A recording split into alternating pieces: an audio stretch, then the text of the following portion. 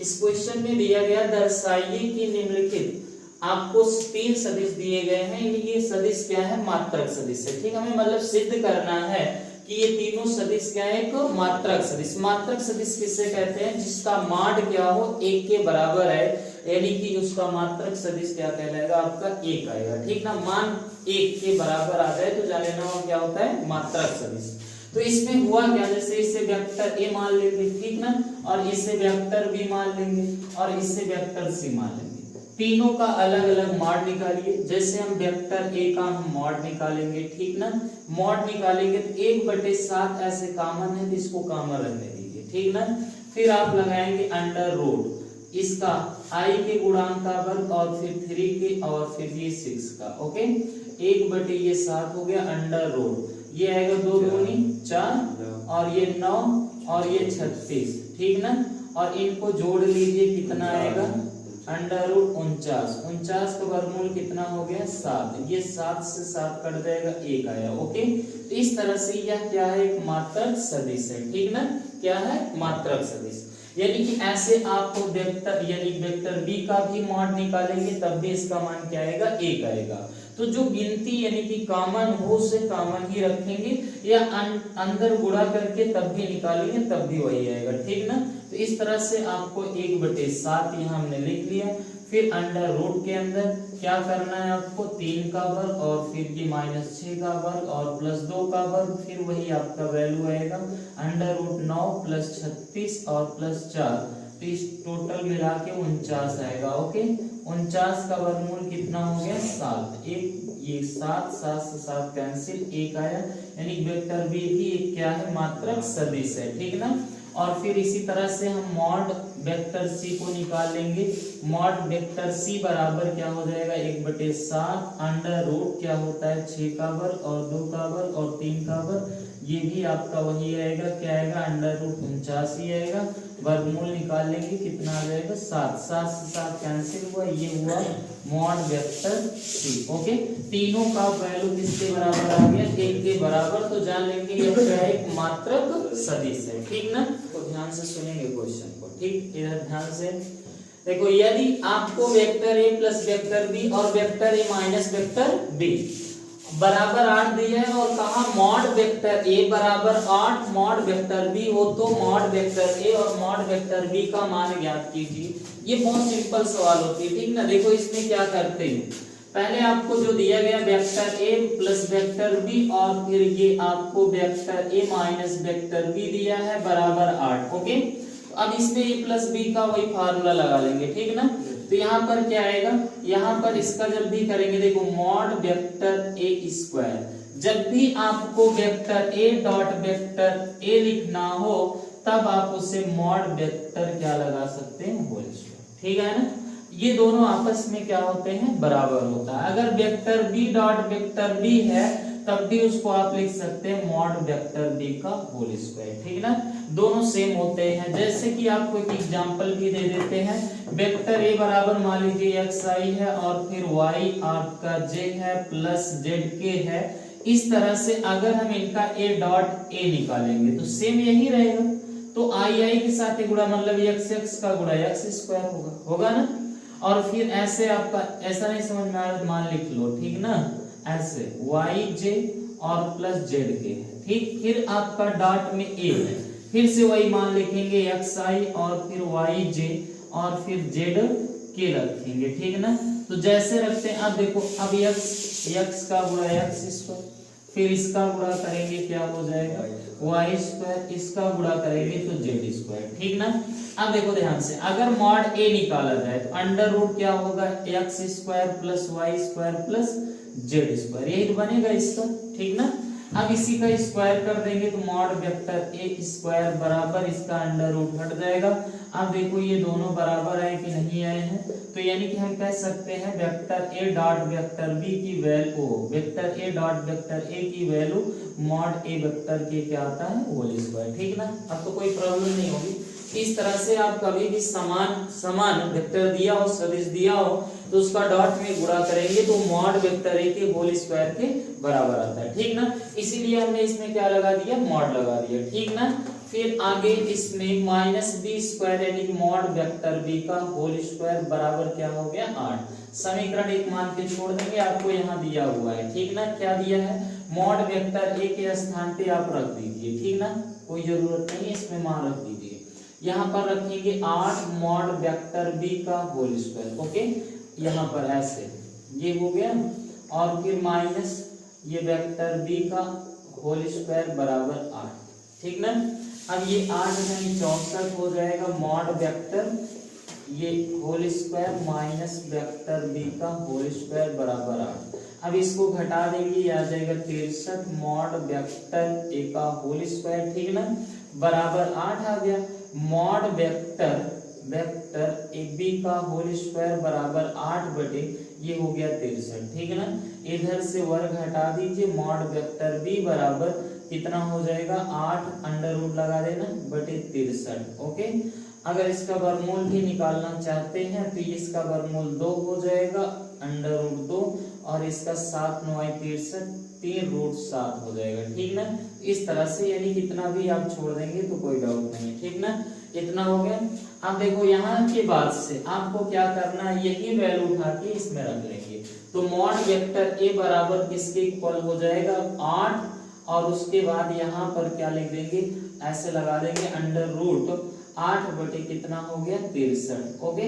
इस तरह से आप मान निकालेंगे, ठीक है ना। लगाएंगे सवाल हम कर सकते हैं आज, ध्यान समझेंगे सवाल को। क्वेश्चन नंबर 7 में दिया गया है 3 vector A minus 5 vector B dot में दिया है, ध्यान में रखेंगे किसमें दिया है डॉट में, और ये 2 वेक्टर ए प्लस 7 यहाँ वेक्टर बी का मान याद कीजिए। तो इसका बस वही डॉट में मल्टीप्लाई करना है, ओके। और ध्यान में रखेंगे जब भी सदिश का गुणा करेंगे तो जो आगे रहेगा पहले आगे ही रखना प्रारंभ करेंगे, ठीक ना। तो गिनती का तो ऐसे गुणा 3 दूनी 6 और vector A dot vector A. अब देखो इससे इसमें करिए 7 3 21 vector A dot vector B, पहले वेक्टर ए है फिर वेक्टर बी है, ओके। फिर इससे करेंगे 5 दूनी 10 वेक्टर बी और डॉट वेक्टर ए, ठीक ना, ध्यान देना, बी पहले फिर उसको, फिर इसका ये 7 बचे 35 vector B dot vector B हो गया। हमने आपको क्या बोला, जब समान होगा तो उसे आप ए से लगाएंगे, मॉड लगा के वेक्टर ए का होल स्क्वायर, ठीक ना। जब समान होगा वेक्टर ए डॉट वेक्टर ए की वैल्यू किसके बराबर होगी, मॉड वेक्टर ए के होल स्क्वायर, ठीक है ना। सेम इसी तरह से ये आपका क्या हो गया। और एक और ध्यान देंगे, आपको एक नियम बताया था हमने, vector A dot vector B, vector A dot vector B यानी क्रम विनिमय के नियम का पालन करता है। तो यहाँ पर आया vector A dot vector B बराबर, इसे आप लिख सकते हैं vector A B dot vector A के, ठीक है ना। ये किसके क्रम विनिमय के नियम का पालन करता है, ओके। अब देखो यहाँ से 21 vector A dot vector B, और ये आपका चेंज कर सकते हैं, इसमें चिन्ह में कोई परिवर्तन नहीं है, vector A dot vector B, और ये माइनस 35। अब जब समान होता है तो उसे आप क्या लिख देंगे, मॉड वेक्टर बी का होल स्क्वायर, ठीक ना। फिर इसके बाद आप इन्हीं को जोड़ घटा लेंगे, आंसर आ जाएगा मॉड वेक्टर ए का होल स्क्वायर, और 10 घटा दीजिए कितना आएगा plus 11 vector A dot vector B, और माइनस 35 मॉड वेक्टर क्या हो जाएगा बी का होल स्क्वायर। यही आपका आंसर है, कुछ और दिया नहीं है, ठीक ना। इस तरह से सॉल्व करना है, कोई डाउट लगाएंगे सवाल को। देखो जी क्वेश्चन में क्या दिया गया, 2 सदिश दिए वेक्टर ए और वेक्टर बी, ये परिमाण ज्ञात करना है। वेक्टर हमें ए का और वेक्टर बी का क्या निकालना है, परिमाण निकालना है, यानी कि माड की वैल्यू, ओके। फिर उसके बाद यदि इनके परिमाण समान है, मींस वेक्टर ए और वेक्टर बी मान लेते हैं 2 सदिश, इनका परिमाण आपस में क्या है बराबर है, और इनके बीच कोण कितना दिया गया थीटा बराबर 60, और इनका अदिश गुणनफल मतलब vector A dot vector B की वैल्यू दिया गया 1/2। तो आपको मान बताना है, यानी कि mod vector A mod vector B का। अब देखो इसमें होता क्या, आपने फार्मूला पढ़ा vector A dot vector B बराबर mod vector A mod vector B और cos थीटा पढ़ा गया। ओके, अब a डॉट बी की वैल्यू 1/2 पढ़ा गया, ये भी सही है ना।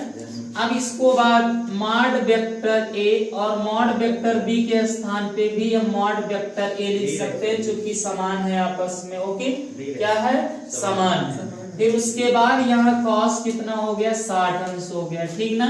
1/2 बराबर इसका हम होल स्क्वायर लगा सकते हैं और cos 60 अंश का मान 1/2। अब यहाँ से आप ये काट सकते हैं, तो मॉड वेक्टर ए बराबर किसके बराबर, ये स्क्वायर 1 बराबर, तो मॉड वेक्टर ए बराबर 1 के बराबर आएगा, उसका वर्गमूल 1 ही आएगा। तो अब जो वेक्टर ए का है मॉड का, वही आपका क्या होगा, मॉड वेक्टर बी का, ये आपस में क्या हो जाएंगे, बराबर होंगे, ठीक ना। लगाएंगे सवाल को ध्यान से। कहा यदि एक मात्रक सदिश वेक्टर ए के लिए, देखो यहाँ एक मात्रक सदिश दिया है, मात्रक सदिश हमेशा याद रखेंगे जिसका मॉड की वैल्यू 1 के बराबर हो वही मात्रक सदिश कहलाता है। मात्रक सदिश, एकांक सदिश, इकाई सदिश, ये तीन चीजें जब भी आती है तीनों का मान 1 के बराबर होता है, ठीक ना। हाँ, जब मान कहा जाए कि ये मात्रक सदिश हैं, तुरंत जान लेना इनका मान कितना है, 1 के बराबर है। ओके, फिर आगे कहा के लिए इनका मान 12 के बराबर है, तो मॉड x की वैल्यू चाहिए। तो आपको ये मान उतारना है x vector minus a vector और डॉट में x vector minus O plus vector a बराबर 12 के। तो एक ब्रैकेट में a प्लस b, एक ब्रैकेट में माइनस b है कि नहीं है, तो आप क्या लगाएंगे, तो यहाँ मॉड वेक्टर x का होल स्क्वायर। हमने कहा जब भी डॉट में गुणा करोगे, यानी कि x vector dot x vector लिखोगे, तो इसे मॉड क्या लगाओगे, वेक्टर x का होल स्क्वायर, ठीक, समान का जब भी होगा, ठीक ना।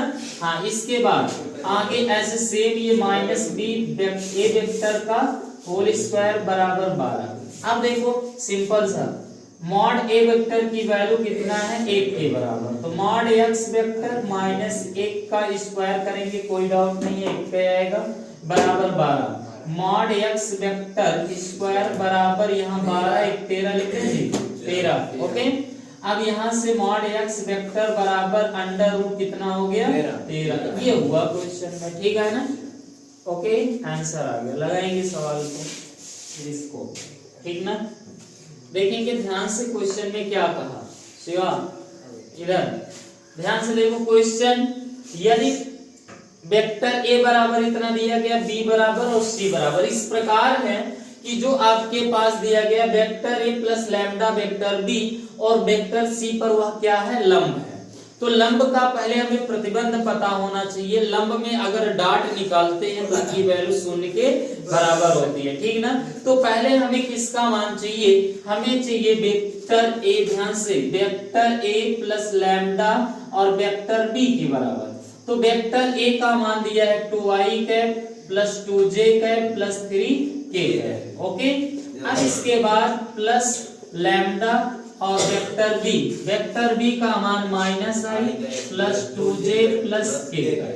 ओके, अब इसके बाद ये हो गया 2i cap plus 2j cap plus 3k cap. अब अंदर लैम्डा से गुणा कर देंगे, minus lambda i plus 2 lambda j और प्लस लैम्डा k। ओके, अब इसके बाद i को एक साथ, j को एक साथ, k को एक साथ, तो यानी कि इसको और इसको लेंगे तो इसमें i कॉमन ले लेना, तो i कैप, तो ये आ जाएगा 2 माइनस लैम्डा और इसमें j कॉमन लेंगे तो ये आएगा क्या आपका 2 प्लस 2 लैम्डा और इसमें प्लस k कैप लेंगे कॉमन, तो 3 प्लस लैम्डा।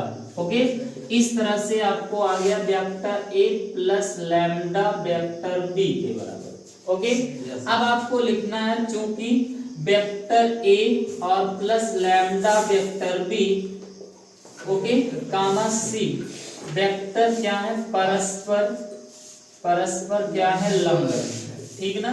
जब लंब होगा तो वेक्टर a प्लस लैम्डा b वेक्टर और ये डॉट में वेक्टर c की वैल्यू किसके बराबर आएगी, 0 के बराबर आएगी, ठीक ना।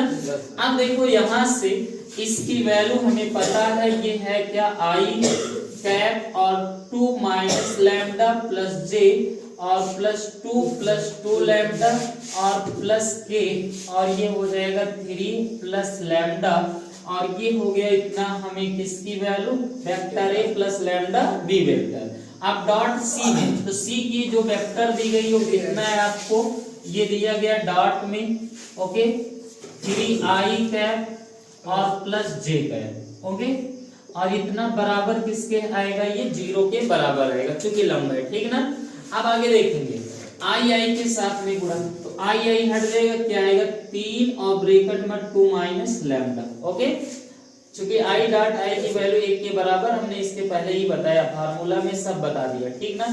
आगे देखो यहाँ पर जे का गुणा जैसे करें प्लस ये इसमें 1 से गुणा करेंगे कोई फर्क नहीं पड़ेगा, 2 लैम्डा, और इसमें के नहीं है तो के का वैल्यू मतलब 0 है, और 0 से जब गुणा करेंगे सब 0 हो जाएगा, ठीक है ना। तो बराबर क्या आएगा 0 के। अब इन्हीं को सॉल्व करेंगे, 3 दूनी 6 माइनस 3 लैम्डा प्लस 2 और प्लस ये हो गया 2 लैम्डा बराबर 0 के, और इससे घटाइए माइनस लैम्डा, और ये 6 2 8 बराबर 0, तो माइनस लैम्डा बराबर -8 लैम्डा, ये माइनस माइनस कैंसिल हुआ, लैम्डा बराबर कितना आ गया 8 के बराबर आया। बताइए क्या प्रॉब्लम है, बहुत बढ़िया सवाल है ये, ठीक ना, लगाएंगे।